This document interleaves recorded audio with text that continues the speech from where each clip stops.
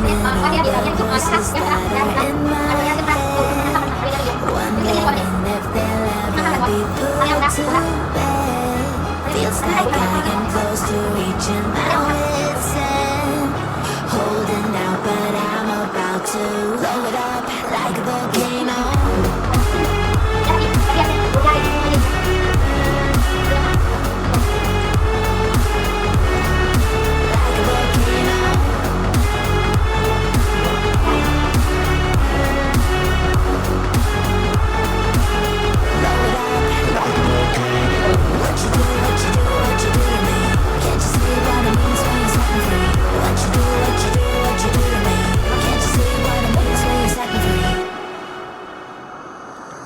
Another day to lose control.